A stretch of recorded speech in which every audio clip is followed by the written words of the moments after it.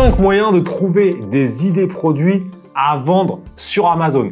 C'est ce que tu vas découvrir dans cette vidéo. Si tu ne me connais pas, je m'appelle Olivier et mon nom de famille c'est Alain avec 2 L. J'ai débuté la vente sur Amazon en 2009. Donc des idées produits, j'en ai vendu énormément. J'ai commencé dans les accessoires de téléphone, j'ai fait des sextoys, j'ai vendu des accessoires dans la cuisine, dans la santé. Donc je sais de quoi je parle. Je vais te présenter donc dans cette vidéo 5 moyens très différents de trouver des idées produits très rapidement. La première méthode va être la plus simple. Ça va être de taper directement des mots-clés dans la recherche Amazon. Il faut savoir que quand tu vas faire ça, Amazon va te proposer des mots-clés avec ce qu'on appelle une requête un peu plus large. Donc par exemple, si tu tapes passeport, il va peut-être avoir un autre mot qui va se sortir derrière. Et ça va te permettre de savoir si il y a un potentiel sur les autres mots-clés. L'inconvénient de cette première méthode, c'est que tu n'as pas d'éléments si le produit va se vendre ou pas. Donc ça va te permettre d'avoir une idée, mais une idée n'a pas de valeur. Ce qui va compter, c'est l'offre que tu vas faire derrière et surtout de voir s'il y a une possibilité que ton produit se vende bien et qu'il soit rentable. Pour cela, il faut, selon la méthode OA que j'explique dans le programme Amazon Révolution 5.0, que ton produit respecte 4 critères. Critère numéro 1, qu'il ait un volume de recherche relativement intéressant. Donc là, encore une fois, ça va dépendre aussi des autres critères. Mais il ne faut pas qu'il y ait que 10 recherches sur ton mot-clé, par exemple, par mois, c'est-à-dire qu'il y aura trop peu de personnes.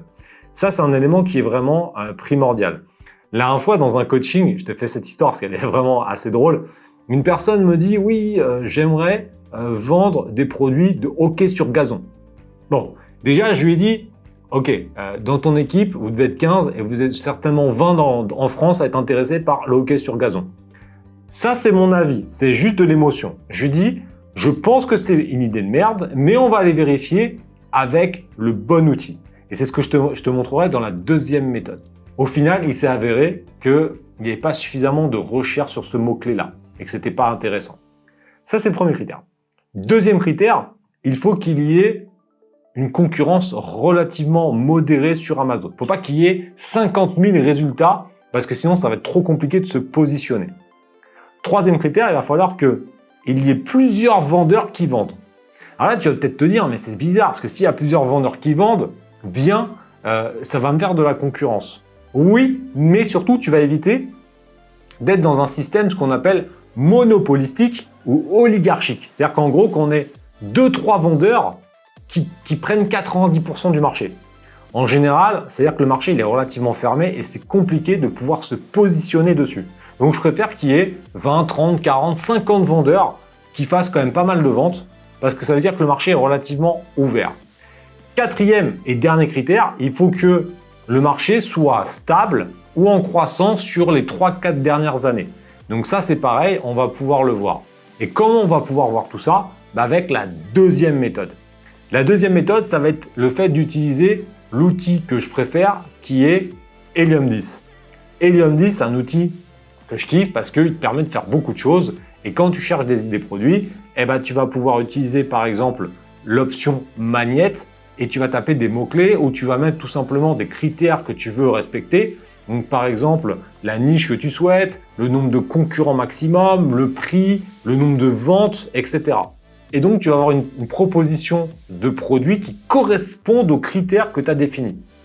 Donc déjà, tu sais si ça va être bon. Après, on va aller creuser un peu plus loin et voir si les 4 critères de la méthode OA sont valables ou pas. C'est pour ça qu'avec Helium 10, on gagne énormément de temps et que c'est un bon investissement. D'ailleurs, si tu veux tester le logiciel, tu as une remise de 20% pendant 6 mois directement dans la description et dans le premier commentaire.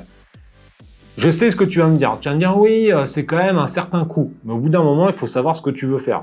Est-ce que tu veux juste bricoler et vendre 3 merdes sur le bon coin? Ou est-ce que tu veux monter un business rentable et qui va te permettre de changer de vie sur le long terme? Au bout d'un moment, il faut aussi savoir investir de l'argent. Et un outil comme ça, c'est équivalent d'un associé. Donc, tu vas, pour 50 balles par mois, tu vas avoir un associé et tu ne vas pas lui filer 50% de tes parts. Il peut faire vraiment énormément de choses et surtout, il t'évite d'être dans cette fameuse méthode du doigt mouillé, c'est-à-dire de ne pas savoir ce que tu vas vendre. Là, ça te permet de vraiment savoir. Donc, résumé de cette méthode, utiliser Helium 10, Magnette. Tu peux même utiliser directement l'extension Helium 10 avec l'option Keywords pour pouvoir récupérer les volumes via Amazon et même pas te connecter sur Helium 10. Donc, je te conseille vraiment de regarder cette méthode attentivement.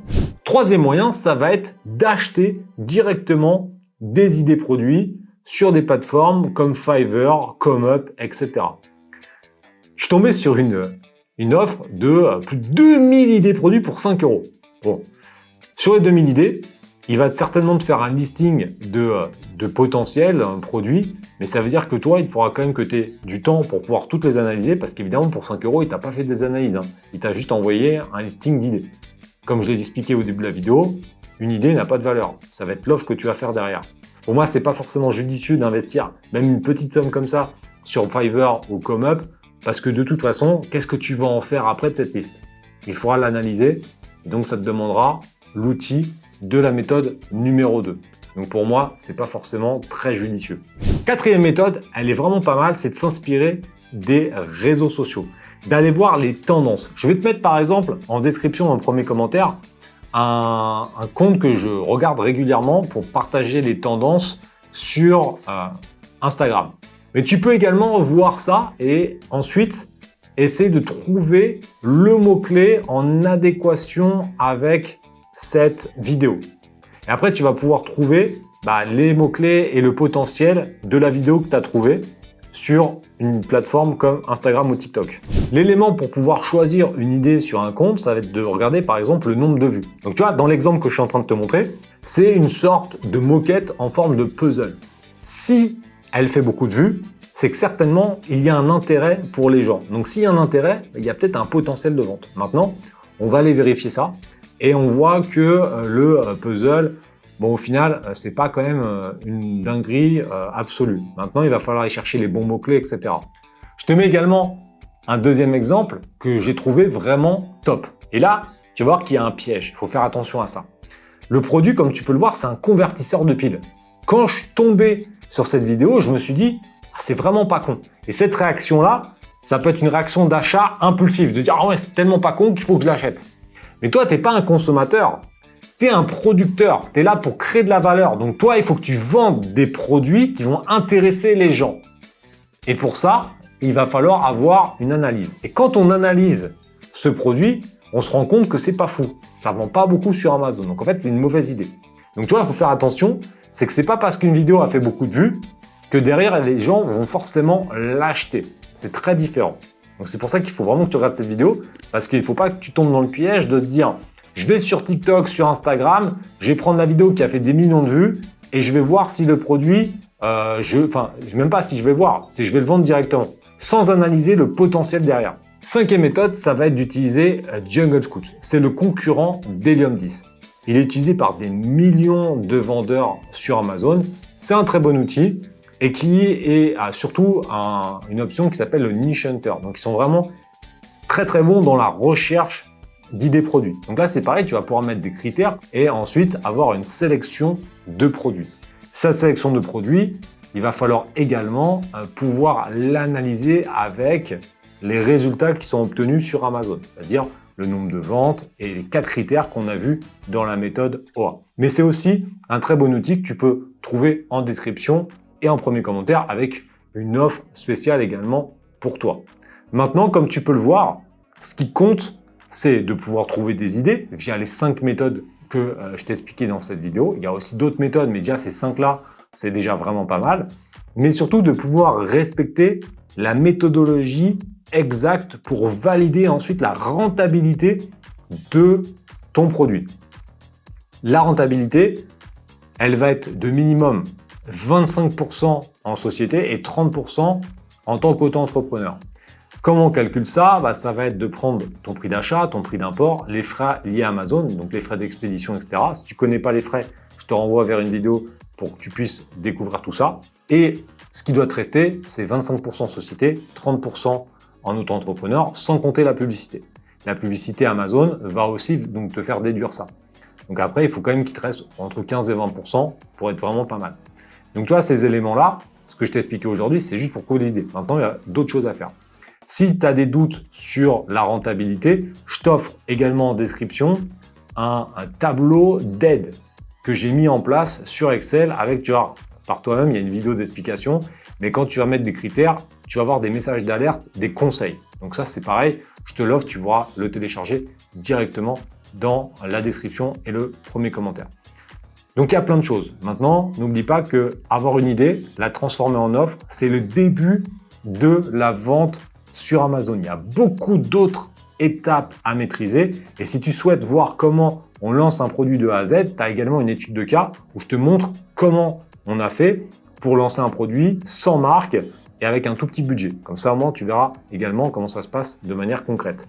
En tout cas, n'oublie pas que sur la chaîne, il y a beaucoup de vidéos également pour t'aider, donc pense à t'abonner. Mets-moi un commentaire si tu as une question.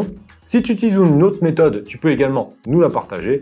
Mets un petit like à la vidéo pour nous aider pour son référencement. Et j'ai envie de te dire, on se retrouve très bientôt.